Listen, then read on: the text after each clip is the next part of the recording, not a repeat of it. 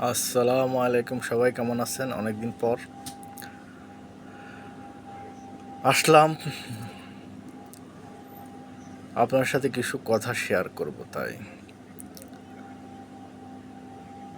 2 থেকে 3 দিন আগে আসনাদ আবদুল্লার একটা স্ট্যাটাসকে কেন্দ্র করে আওয়ামী লীগ নিষিদ্ধের জন্য সবাই যমুনাতে যায় এবং তারা তাদের আন্দোলন সফলভাবে শেষ করে এবং আওয়ামী লীগকে নিষিদ্ধ করে। এখানে শেষ নয়, ওই আন্দোলনের সাকসেস হতে দেখে বিভিন্ন আন্দোলনকারীরা বিভিন্ন দাবি নিয়ে যমুনা ঘেরাও কর্মসূচিতে অংশগ্রহণ করছে, যেমন জগন্নাথ, নার্স, এরকম আদার্স আরও বহুত আছে।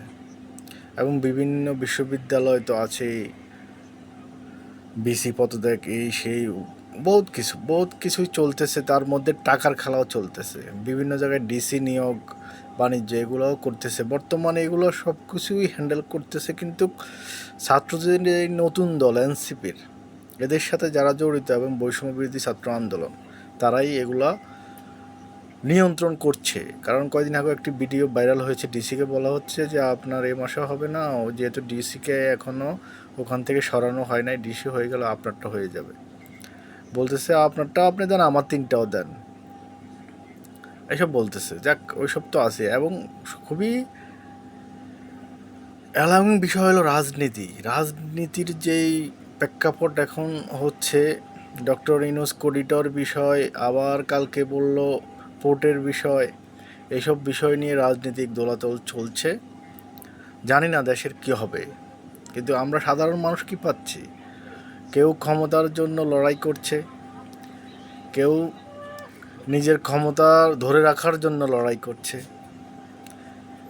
কেউ এইসব ক্ষমতার অপব্যবহার করে পয়সা কামাচ্ছে, দুর্নীতি করছে।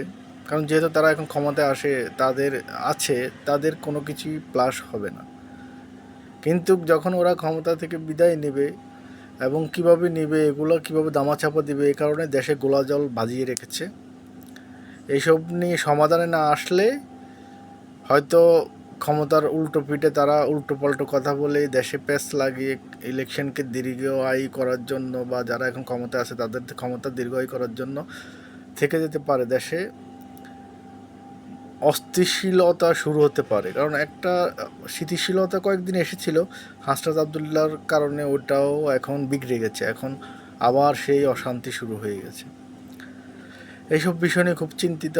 তবে আমার মনে হয় না এটা স্বাভাবিক হবে, এভাবেই চলবে।